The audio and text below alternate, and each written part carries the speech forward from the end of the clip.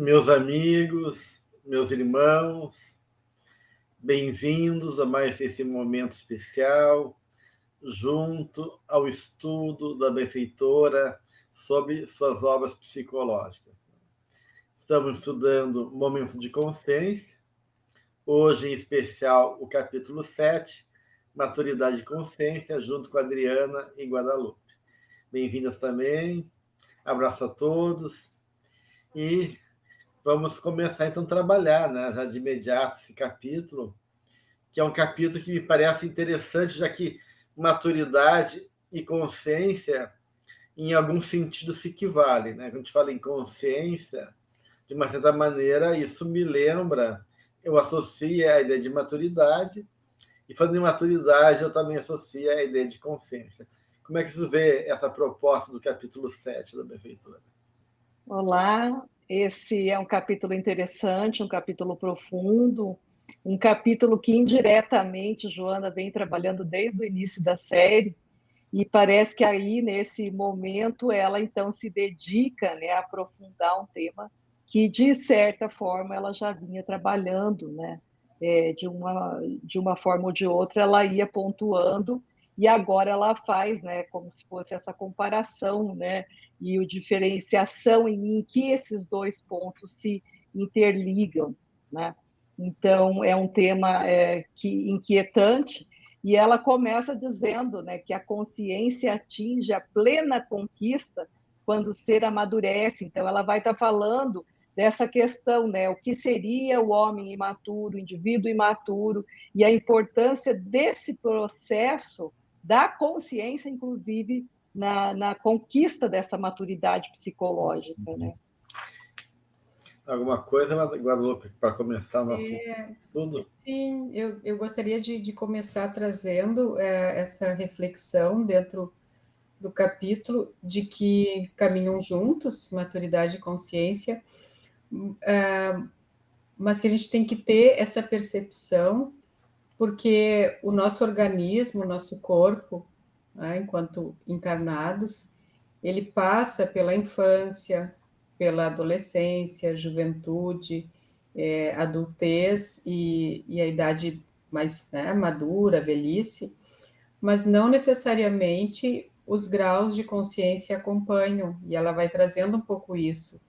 Então, não é uma questão puramente biológica, pode existir esse corpo, né, esse espírito, que o corpo amadurece, mas de forma alguma a consciência acompanha.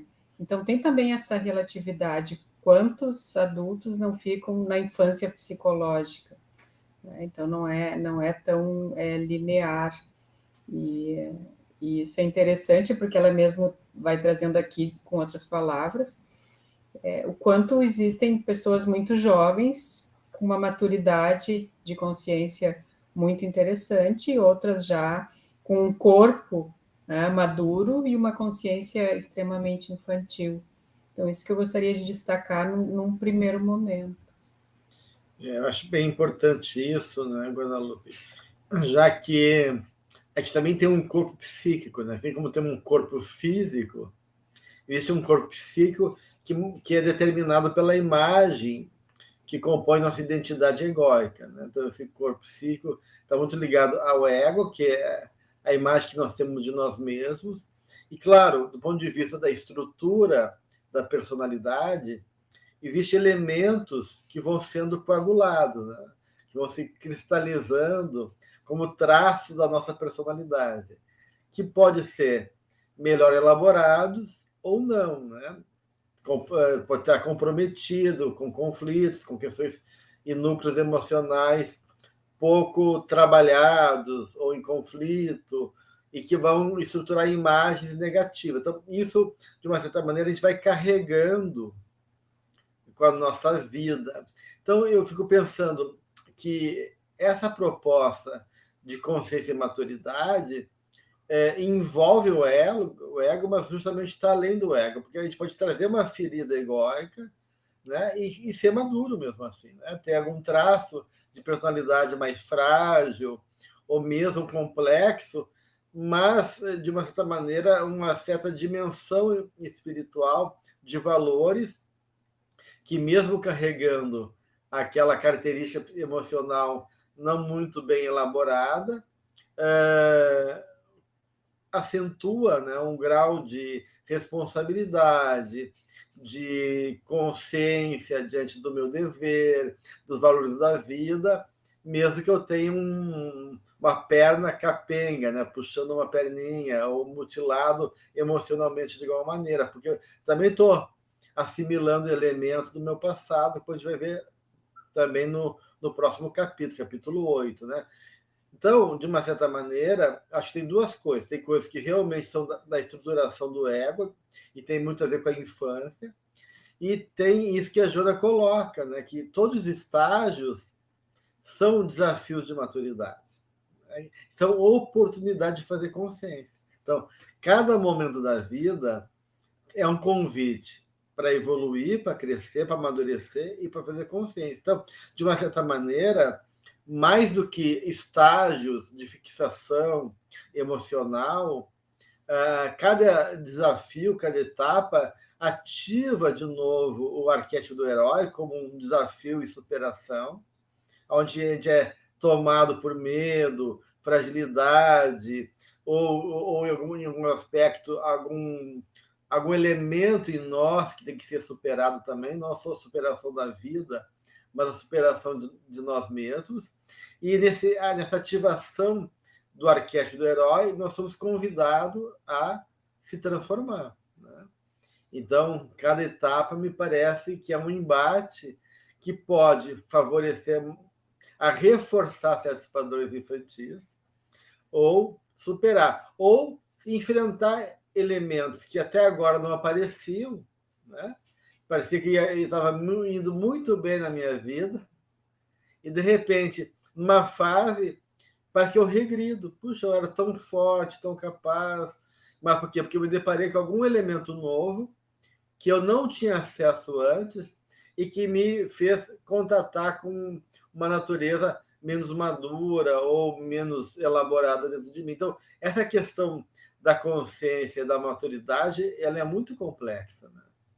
E aqui ela vai dizendo, né, esse amadurecimento é o resultado de um contínuo esforço em favor do autoconhecimento e da coragem para enfrentar-se, trabalhando com esforço íntimo as limitações e os processos infantis que neles predominam. Então, esse indivíduo maduro é um indivíduo consciente de si, que ele vai trabalhando as suas limitações e os processos infantis que ele vai encontrando em si que predominam, né, na sua psique. Então, é necessário o autoconhecimento, e aí a gente vê a importância do autoconhecimento, né? É que esse autoconhecimento, a partir do momento que ele vai se deparando com essa criança ferida, que vai se deparando com essa criança que quer tudo para agora, né, com esse imediatismo que muitas vezes a gente ainda tem do ser imaturo, né? A partir desse autoconhecimento e a coragem para ele se deparar e enfrentar as questões da vida sem usar tanto mecanismo de defesa, mecanismo de fuga, em que a pessoa tem medo, né? O indivíduo imaturo, ele foge para não enfrentar as dificuldades que a vida vai oferecendo, né? Então, é importante a proposta que ela vai fazendo nessa correlação, onde ela vai trabalhando maturidade, consciência e esse processo do conhecimento, né? A consciência de si. A consciência de si vai facultando que ele tenha consciência do outro também. É interessante, né, Adriana? Acho bem importante isso que está colocando, que o acento da maturidade ou da imaturidade não está nas limitações e nos processos infantis que a gente traz, mas sim o acento que ela coloca é na capacidade de se autoconhecer, de se confrontar consigo mesmo e na coragem desse enfrentamento. Então, eu posso ter limitações, mas se eu tiver justamente esse autoconhecimento e a coragem de ir levando o meu processo, então eu estou num processo de maturidade mesmo. Agora, se eu abdico dessa coragem e evito me autoconhecer, daí me parece que a imaturidade se apresenta. A maturidade ou imaturidade, para mim, está justamente nessa atitude do ego, né? Com autoconsciência, autodescobrimento, autoconhecimento e a coragem, e não tanto nas limitações que a gente carrega. Ela traz como um processo complexo, como já foi falado aqui, e acidentado. Eu acho interessante isso, porque é daí, como a gente em outros momentos já conversou, é desse atrito, é de todo esse movimento da vida que vai vendo essa oportunidade de, na criação da consciência, né, a maturidade vir junto. E sobre isso que eu fico pensando é o quanto o exemplo de algumas pessoas assim que a gente conhece é importante, porque a gente vê que quem entende isso, lembrei de Francisco de Assis, que a gente, né, tem se envolvido bastante, e de Valdo, que tanto nos traz isso também nas suas falas. Quem vai entendendo isso, vai entendendo que vai integrando as suas partes. Vai integrando o lado alegre, espontâneo da criança, não nega ele, né? Não tem a ver a alegria com a imaturidade, vai integrando aquela garra, vai integrando aquela força da juventude, né? Vai integrando um tanto de estabilidade, de lucidez da adultez, vai integrando as partes, não vai negando. Então, o amadurecimento psicológico tem a ver também com ir acolhendo todas essas partes e não as negando.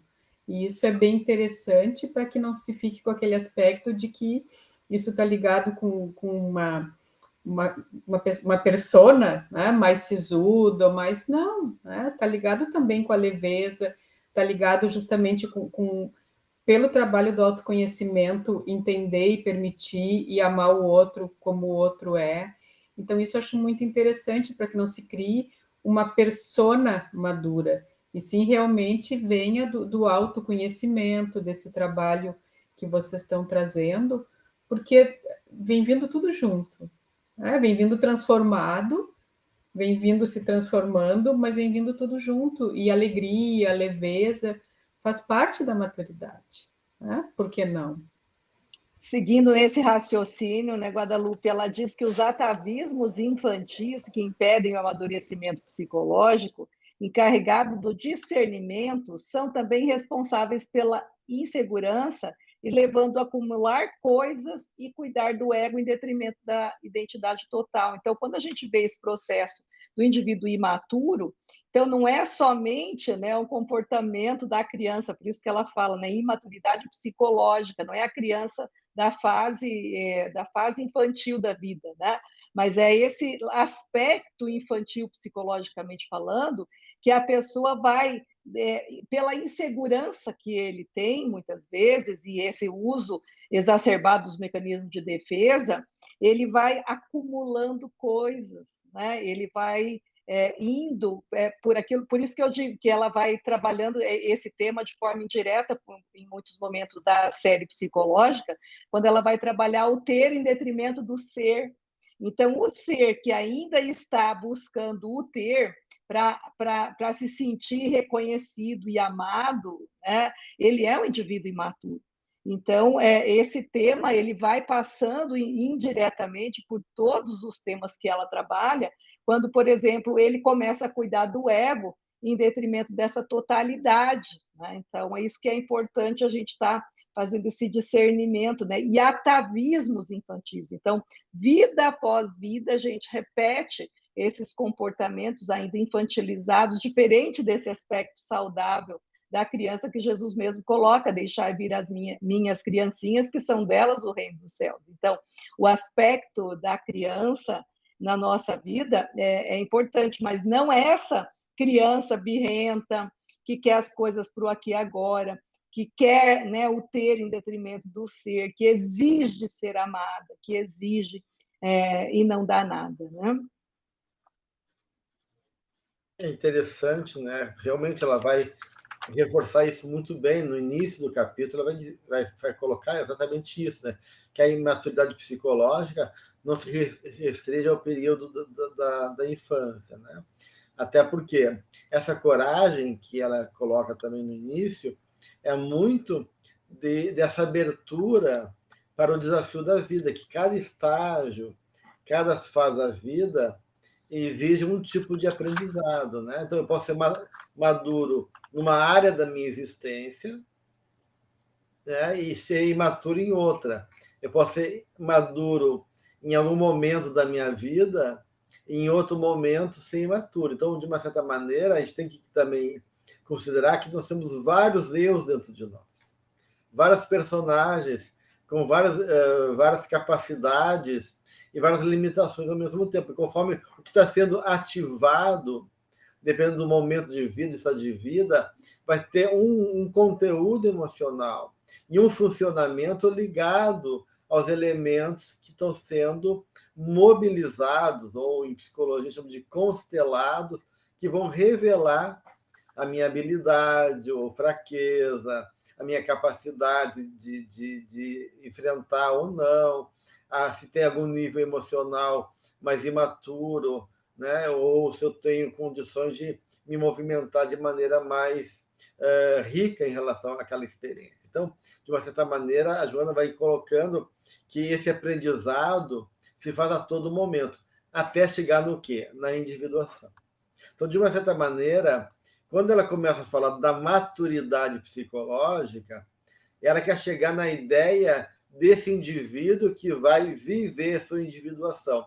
E que ela cita aqui a individuação e traz o conceito, um primeiro conceito sobre individuação, que, de uma certa maneira, ela vai retomar ao longo da série psicológica. E esse primeiro conceito aqui diz: individuação é o momento que o espírito comanda a matéria. E o psíquico mantém-se em harmonia com o físico. Olha só que interessante. Então, a individuação é eu tomar consciência do que eu vim fazer, do meu projeto reencarnatório, que eu sou um espírito, e realmente eu estou no comando da minha existência. Me reconhecendo nessa dimensão que não é nem as limitações da minha subpersonalidade, as fantasias do contexto de vida da qual eu vivo, né? Num tal ambiente, numa tal família, num tal corpo, numa tal realidade econômica, numa tal cor de pele. Tudo isso são elementos que me compõem enquanto exercício, mas eu não sou isso. Então, a individuação e essa consciência é tu poder realmente transcender também a isso, né? E, de uma certa maneira, criar esse diálogo que é harmonizar, que é equilibrar a realidade material com a realidade espiritual. Então, o Joana está propondo isso, né? Enquanto o espírito, ela diz, ele é o agente da vida, e dele procede todos os valores que são ou não são considerados ao longo da experiência corporal. Então, até que ponto eu fazer o uso desse valor? Até que ponto? Então, de uma certa maneira, eu estou também exercitando o quê? O meu livre-arbítrio. Estou dando opções a partir da minha essência espiritual. Opções e trabalhando todas essas questões do egoísmo, né? Quando ela vai trazendo ali a questão de quem ama com amadurecimento, quando ela diz planifica-se com a felicidade do ser amado e beneficia-se pelo prazer de amar. Ela traz isso em detrimento, em comparação do amor, então, egocêntrico, ambicioso, infantil da criança, onde tem a posse, não doa e tem a exigência.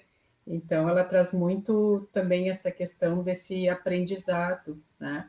Outro assunto que eu acho que em outro momento a gente vai abordar, ainda nesse livro, mas que, como a Adriana estava falando, que se interpõe muito, se entrelaça muito a esse, é a responsabilidade. Né? A maturidade está muito ligada à questão de entender o que é responsabilidade do ponto de vista egóico e espiritual, porque isso também tem muito a ver com as escolhas. Né? E depois, mais no final desse capítulo, de outra forma, desse que a gente está vendo hoje, de outra forma, ela traz isso também. Então, realmente, né, Adriana, tu estava falando, e eu estava pensando, assim, o quanto vão se entrelaçando. O Gelson trouxe a questão da individuação aqui, abertamente, né, citada por ela. Eu vejo muito a questão da responsabilidade também, e de toda essa questão do ego, da parte da infância. Então, é um capítulo que traz muitas reflexões em muitas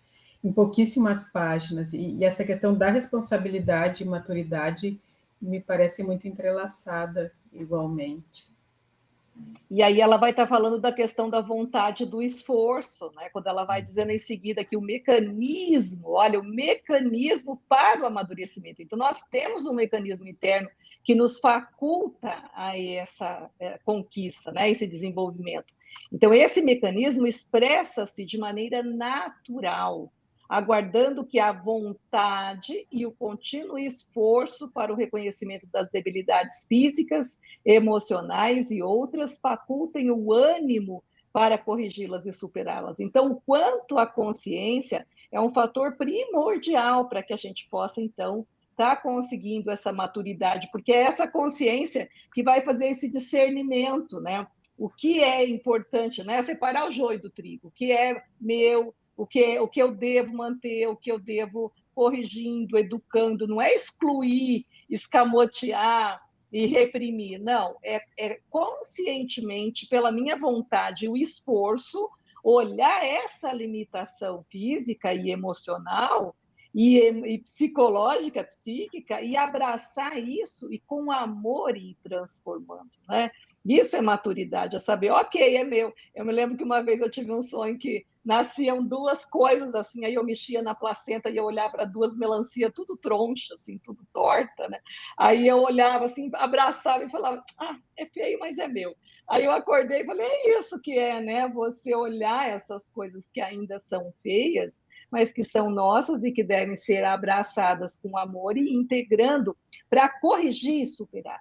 Então, isso que é a maturidade, saber que eu, sim, sou um ser em desenvolvimento, um ser em evolução, portanto, eu vou errar, eu vou sentir raiva, eu vou sentir uma série de sentimentos humanos, e aí, com isso, eu posso superar. E aí ela traz, logo na sequência, uma coisa interessante, que ela traz as funções psíquicas, né?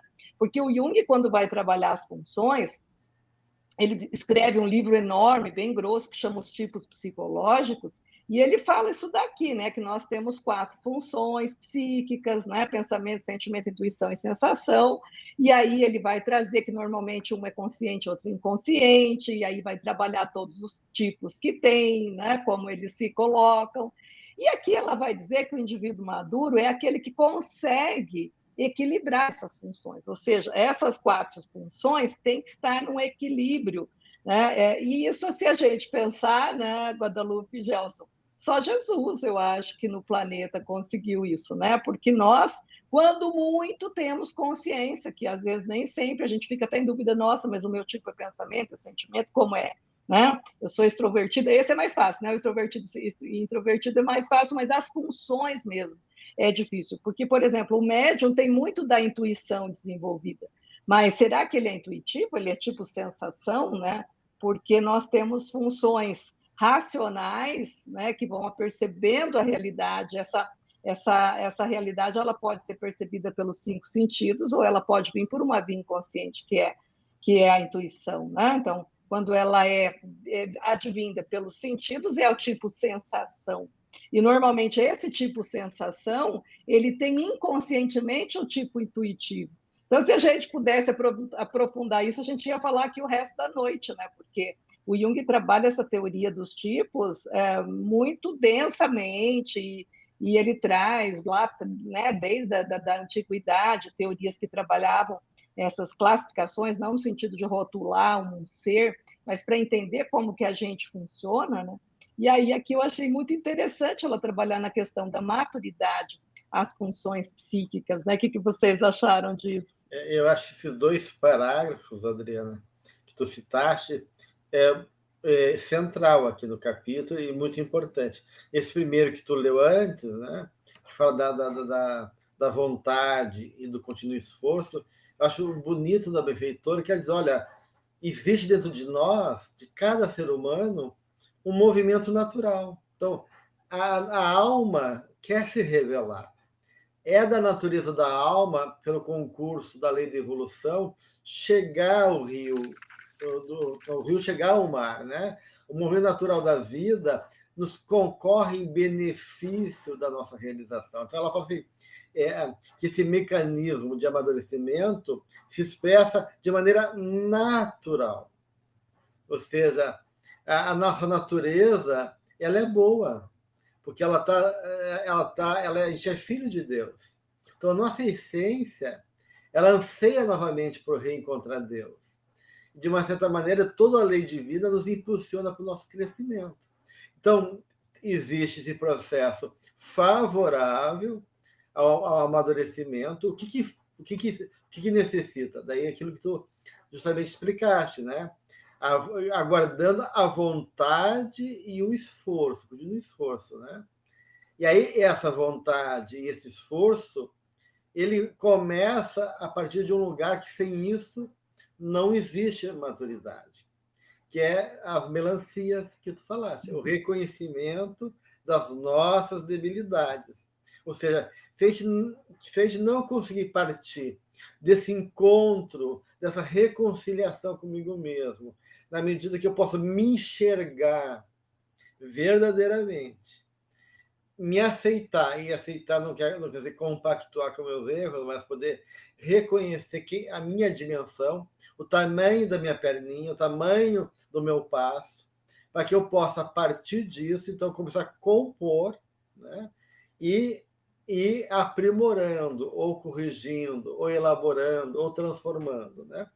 E aí, tu cita depois as funções psíquicas, que é justamente essa tentativa que Joana está trazendo, da gente nos ver nessa totalidade dinâmica, que não é só um pensamento, que não é só um sentimento, que não é só sensações, que não é só intuição. Tu é tudo isso. E tu tem que se perceber naquilo que tu se move mais frequentemente, que é uma dessas funções, mas não esquecer dessas outras que existem dentro de ti. Então, todo esse movimento que ela está fazendo aqui é de integração, realmente, né? A gente poder, de uma certa maneira, antes de ser perfeito, então nós temos que ser integrados, inteiros, verdadeiros e inteiros em nós mesmos. Então, acho bem importante esses 2 parágrafos. Estava pensando aqui essa questão dos tipos e a forma como cada um vai se relacionando com a vida, e também outra questão que é interessante trazer para quem está nos escutando é essa, vou usar brincadeira, mas se apropriar desse contato com a simbolização, né, de achar o seu lugar de expressão para que vá por outras vias também desenvolvendo esses tipos, não só a via racional. Então, o Jung trabalha muito isso, a Joana também traz essas questões. Então, a gente pode citar coisas mais comuns, assim, a pintura, né, a música, outros trabalhos manuais, mas isso também vai ajudando nesse processo de autoconhecimento, onde aparentemente, a partir de algo mais lúdico, mais manual, o ser espiritual como um todo, o ego e o self, vai se trabalhando e vai propiciando também que essas personalidades sejam integradas. Então, é algo que tangencia só o que a gente está falando aqui, mas de uma forma importante, porque daí é mais importante do que racionalmente querer, né, evoluir, é realmente se entregar e dar oportunidade para que a gente conheça outras formas daquilo que está dentro de nós se manifestar, para que a gente possa, então, olhar para a melancia, olhar para o arco-íris, para o sol, né? Olhar para outras coisas que a gente não conhece, né? Porque não dá chance. Né? Então, acho que isso também é interessante nesse processo de autoconhecimento. Porque é interessante, né, Guadalupe, eu vejo muito nos pais, né, os pais que veem, por exemplo, o filho tem uma habilidade em matemática, por exemplo. Então, ao invés do pai, já que ele tem tanta facilidade nessa área, ao invés de ele trazer outras áreas que ele tem dificuldade, não, eles reforçam o que já tem de bom. Né? Então, eu sempre trabalho no sentido inverso. Eu falo, ok, ele é muito bom nas exatas, então vamos trabalhar música, vamos trabalhar futebol, né? Ele já traz a área de exatas muito forte, então a tentativa de trabalhar aquilo que ele, né, que é mais difícil para a criança. E aí eu estava pensando, quando eu estava estudando, o quanto a gente não faz isso com as funções também psíquicas, né?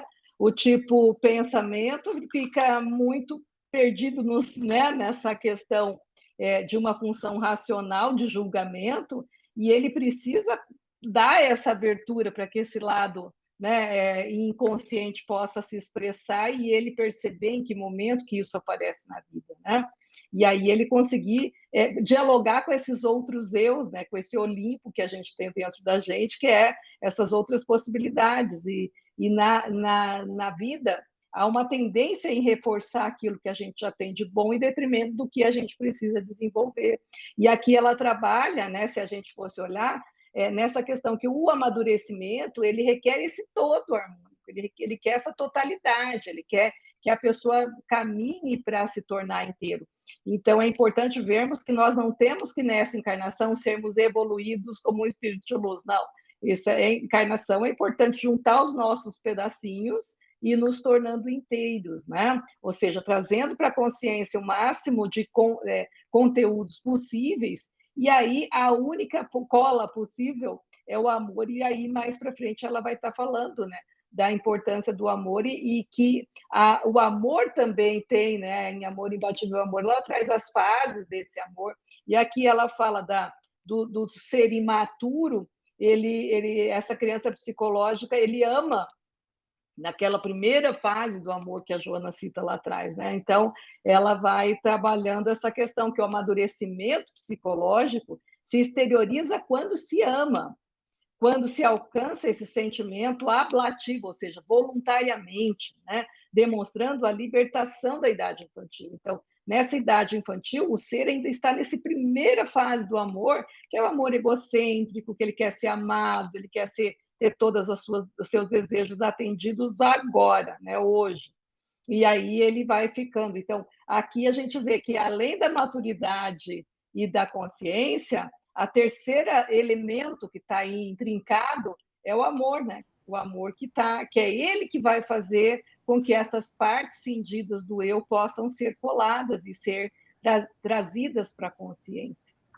É interessante que ela começa falando justamente isso, né? Que o amadurecimento psicológico se reconhece pela capacidade de amar, né?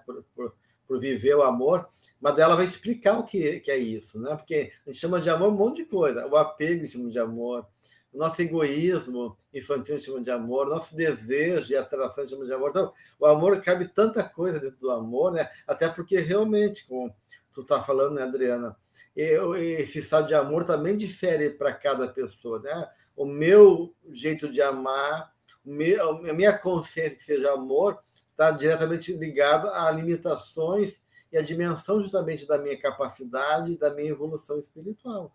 Então, claro que esse amor ele vai ter graduações, e ela então vai trazendo justamente isso, né?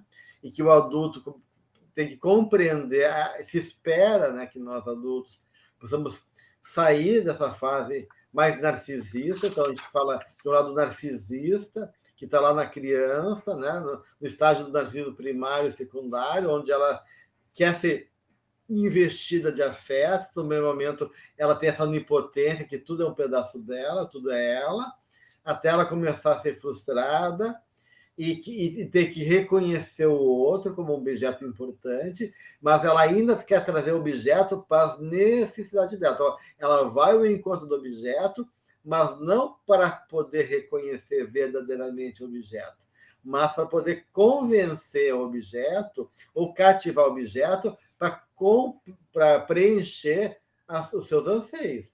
Então, de uma certa maneira, o nosso narcisismo é isso, a gente fica preso ainda na nossa inferioridade emocional, buscando compensações, né? E achando que o mundo tem que atender às nossas necessidades, que o mundo tem que alimentar nosso capricho, ou que a gente é muito importante, ou a gente não suporta o valor do outro, que o outro é melhor do que a gente. Então, a gente vai ficar sempre nessa autorreferência do ego e dessa infantilidade emocional de ficar preso em nós. E aí Joana falou, isso não é amor. O amor verdadeiro é quando a gente consegue sair de si, né?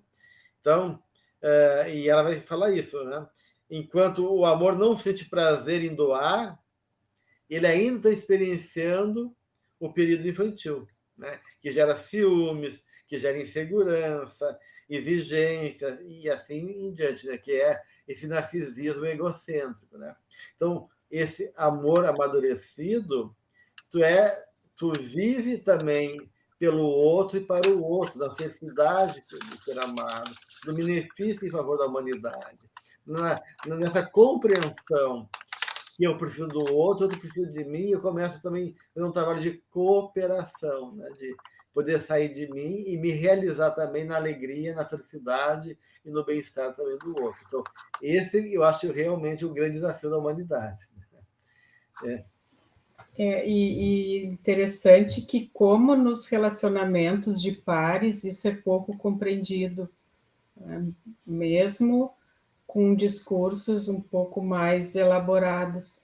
E uma das coisas que se vê quando ela vai trazendo esses nossos aprendizados é que a gente começa conosco, vai para a família, para os pares, e depois, claro que, né, tudo acontece ao mesmo tempo, e depois para o coletivo, para as relações sociais, de uma forma já mais amadurecida. Mas vai tudo ficando meio capenga, né? E então, se eu não trabalho isso em mim, como é que eu vou para o outro? E aí a gente vê essas relações tão fugazes, tão líquidas, como o Bauman traz e outros pensadores, e essas onde o outro é descartável, né? Então, se o outro não é quem eu imaginava, né? Se eu me desiludo, eu vou, então, trocando um por um, sem perceber que existe ali sempre um fator em comum que sou eu própria. E isso não quer dizer que, claro que né, as relações, cada uma tem um fim, mas essa falta de trabalho consigo mesmo e de perceber no outro essas questões, nesse amor infantil, demonstra o nível, é uma grande pista para que a gente descubra o nível de relacionamento conosco e com o mundo que a gente está, né? O grau de maturidade e consciência. E é interessante que isso é muito disfarçado, né, Guadalupe? É muito complexo, porque muita gente diz: olha, eu me dou tanto para o outro, né, eu me importo tanto com ele, e ele não me reconhece, como se o outro fosse egoísta, né?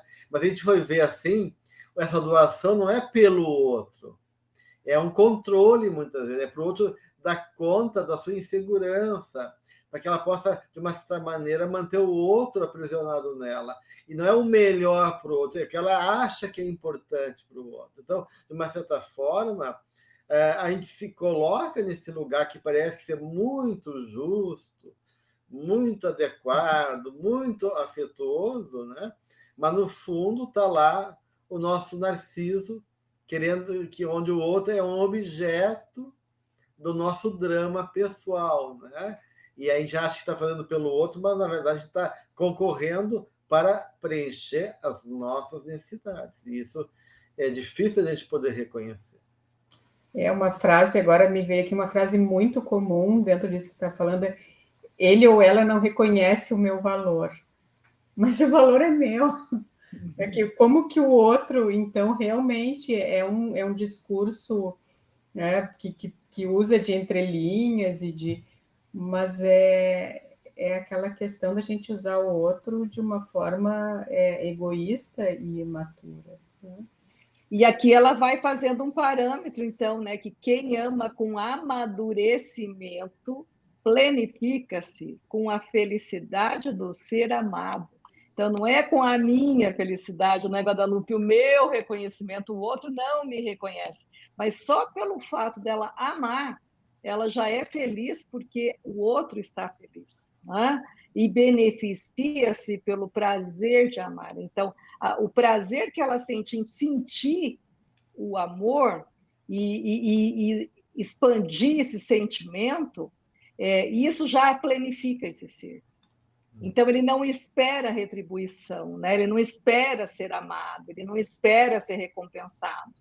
E a gente tem visto muito, e muitas vezes a gente faz isso, né? Que a gente faz o oposto da oração de São Francisco. Eu, quando estava lendo o texto, eu até me lembrei muito, né? Porque ela diz assim, ó, egocêntrica e ambiciosa, a criança pega-se a posse e não doa, exigindo ser protegido e jamais protegendo. Amada sem saber amar, nem como expressá-lo. O seu amor é possessivo e se revela no receber e no tomar. É exatamente o oposto da oração de São Francisco. Né? Então, enquanto São Francisco fala amando, é dando que se recebe, é perdoando que se é perdoado, essa imaturidade, o ser imaturo, ele exige tudo ao contrário. Ele quer ser, ele ama quando ele é amado. Então, se o outro não me ama, eu não amo mais. Mas então, é amor isso? Então, para a gente ir pensando, né? Onde é que eu estou nesse sentimento? E por isso que ela vai dizer que, de uma certa maneira, quando chega nessa estágio de maturidade do amor, tu compreende o que é ser livre, né? Que é a liberdade, porque tu se torna livre, porque tu não depende do outro, nem exige do outro, e deixa também a pessoa ser livre também. Então, de uma certa maneira, esse amor, ele não cria amarras, ele não aprisiona, ele não cria exigência, né? A Guadalupe, em outro momento, falou sobre isso, né? O quanto muitas das relações são baseadas em constrangimento, em projeções, em exigências, onde se perde a liberdade. E aqui ela diz justamente o contrário, há nele uma compreensão de liberdade que alcança os patamares elevados da renúncia pessoal. Então, eu posso servir sem achar que eu estou perdendo a liberdade.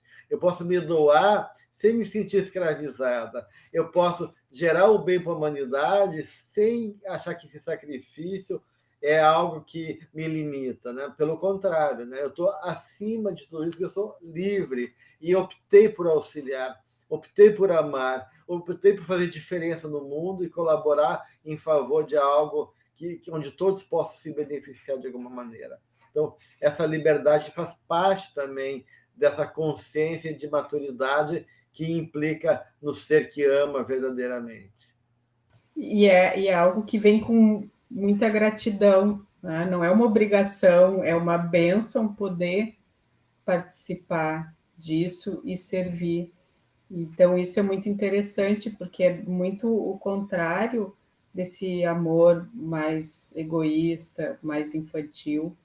E de novo, volto, né, a São Francisco, porque nas leituras assim que se faz dele, o quanto ele se enchia de alegria, se rejubilava com os outros, né? com ajuda aos outros, com o coração aberto, pleno de poder fazer alguma coisa. Então, exemplos a gente tem, e mais do que exemplos, a gente tem a possibilidade de fazer isso, como o Gelson trouxe mais no início da nossa conversa de hoje, a todos os momentos da nossa vida. Não são grandes acontecimentos que vão nos tornando espíritos maduros. O grande acontecimento já é a vida. Então, são esses pequeninos momentos, né? O minuto que a gente está. E isso é muito bonito, porque a oportunidade está sempre presente. Passa uma, se infelizmente a gente não teve maturidade, em seguida vem outra, e vem mais outra. Então, as oportunidades não cessam, né? Nesse presente, nesse amor perfeito que é a criação. E aqui nesse momento do texto é tão bonito que aí acho que ela entendeu a gente assim, desesperando, meu Deus, mas eu não sou nada disso, né?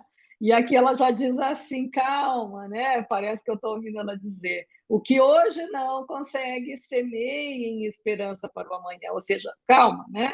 Se nós ainda não temos a possibilidade de amar dessa forma, ainda somos ciumentos, ainda somos egoístas, ainda estamos nessa condição, a consciência vai nos libertar. Então, conhecereis a verdade te liberta. Ou seja, a partir desse momento, nós podemos tomar consciência de que, sim, maturidade é um processo, eu estou num determinado ponto, mas a consciência é esse opus contra a natura. Então, se a natureza é que eu vou amadurecendo, a consciência vai fazer essa obra, né? Apressando esse processo, aumentando essa variável que ela traz do tempo, né? Que quando ela fala que o tempo para o imaturo é o tempo presente, e o tempo para o indivíduo maturo é o futuro. Então, o opus contra a natura, a obra contra a natureza, é a consciência que faz, porque a consciência antecipa o processo. Se hoje eu não consigo amar assim, a consciência vai fazendo com que no futuro, né, eu consiga fazer. Por quê? Porque hoje eu já estou colocando essa semente, essa esperança, né, no futuro, e aí a possibilidade de transformação. É interessante tudo isso, né? Porque realmente é esse futuro, enquanto eu desamarrado, né, dos constrangimentos da vida ilusória e transitória, né, e poder enxergar realmente esse homem que está sempre evoluindo e consegue suportar a si mesmo e seja de esperança para o futuro, que permita eu viver por inteiro também o presente, né? Então, esse presente aí é a diferença, porque enquanto imatura vive o presente como ansiedade, né? Eu quero consumir, eu quero aproveitar ao máximo, porque se eu não aproveitar, a vida vai passar. Então, é uma vida de transição superficial, que pode ser intensa, mas intensa não quer dizer profunda, né? A gente confunde isso, né? A pessoa que está nessa consciência mais ampliada e se percebe como esse ser que do vir a ser, né? Esse ser para o futuro, que evolui, que está em favor de um ideal, de uma meta de felicidade, de realização e de evolução, ele consegue, então, se voltar para o presente sem essa ansiedade, né?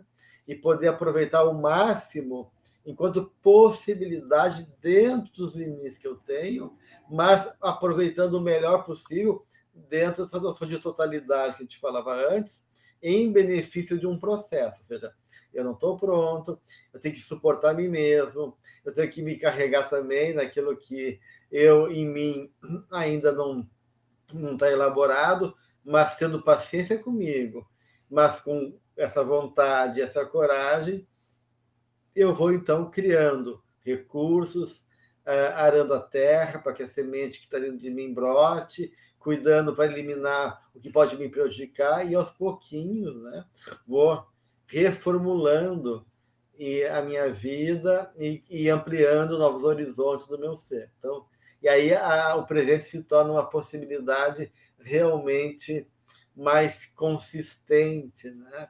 E mais profunda, e não essa coisa enlouquecida que a gente vê das pessoas que querem tudo para já e acabam que tem uma criança que tem um monte de bala e não consegue nem abrir uma balinha para comer porque a mão dela está cheia, né? Então ela só fica olhando e não sabe como saborear aquele monte de bala, porque ela está presa naquela ansiedade de ter tudo ao mesmo tempo.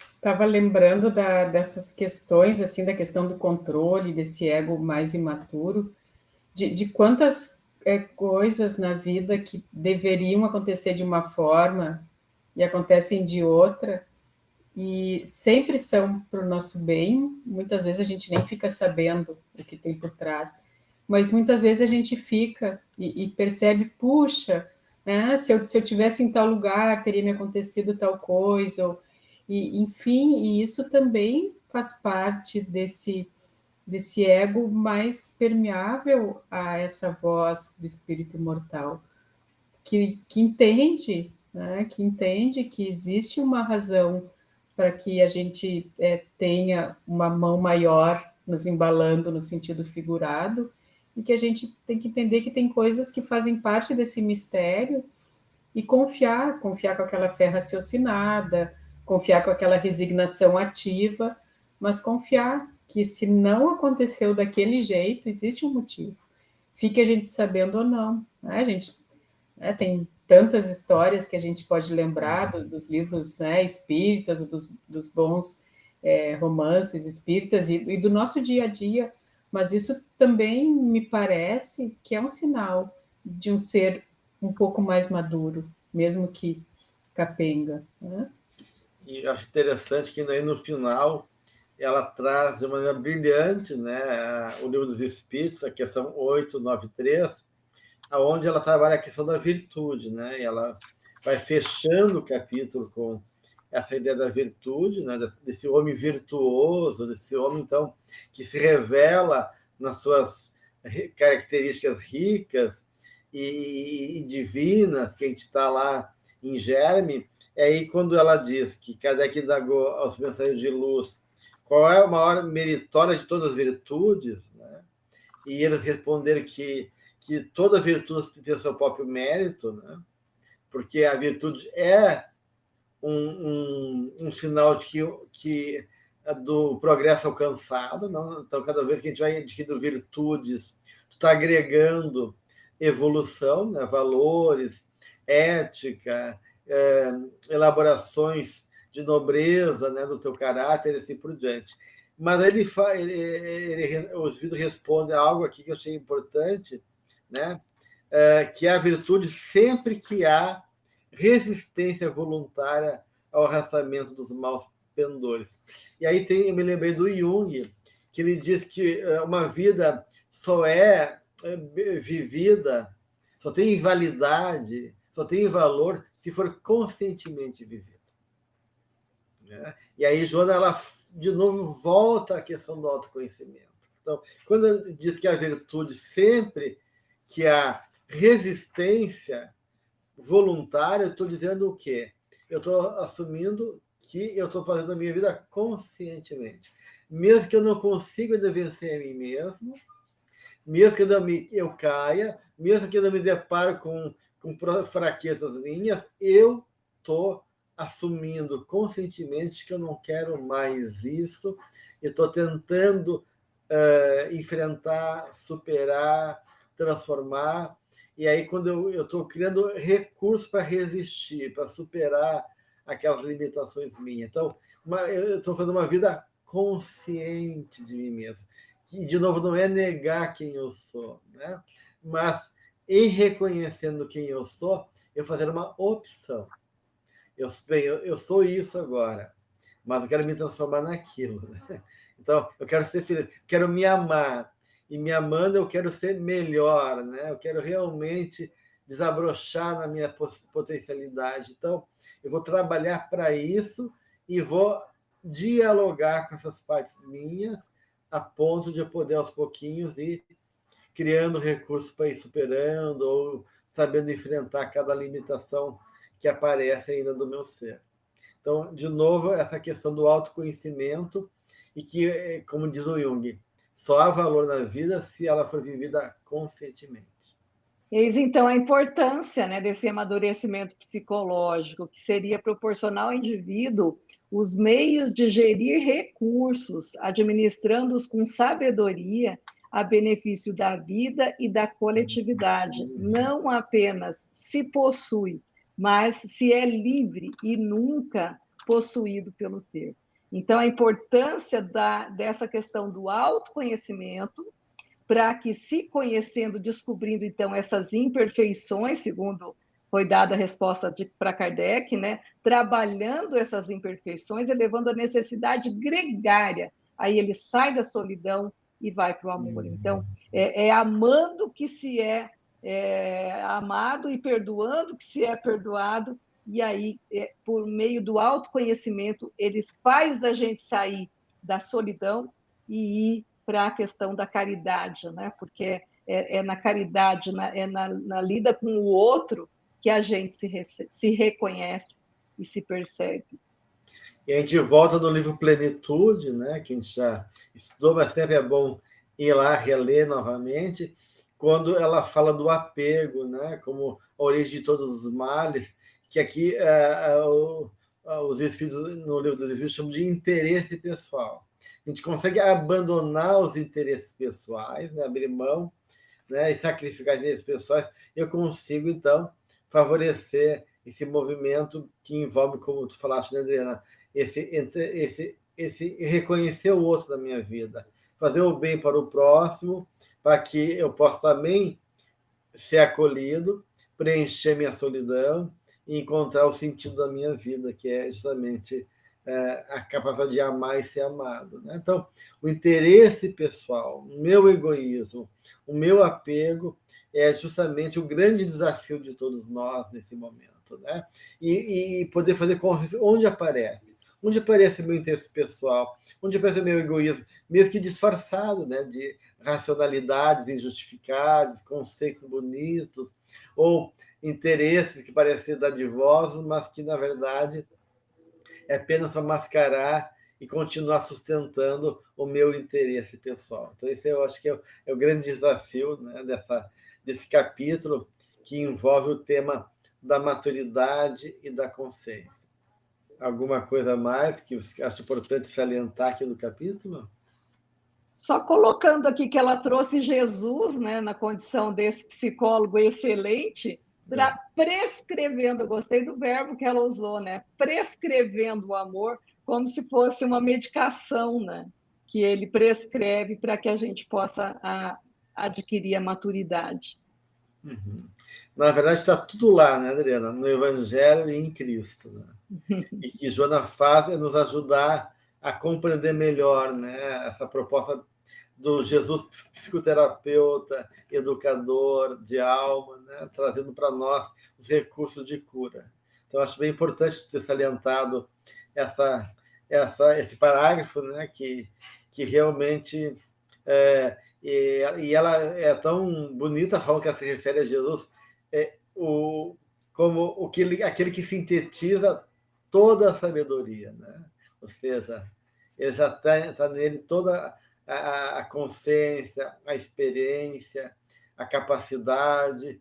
Então, ele tem a sabedoria, né, de poder, de uma certa maneira, trazer elementos para nós, e ele prescreve, como tu salientou aqui, a necessidade de gente amar, né? Sair de nós mesmos e poder amar. Guadalupe, alguma coisa a mais? Não, isso aí. Estava lembrando também do outro livro, quando ela fala, que eu acho muito bonito, que ela fala do serviço, o amor, o serviço e o perdão, né? Como os alicerces para o ser espiritual, então, e liga tudo isso a Jesus. Então, eu acho muito lindo também. E aí entra essa questão do desinteresse, né, que está ali também na resposta dos Espíritos, que o que é de meritório justamente em nós, que representa amor, quando a gente faz as coisas por desinteresse.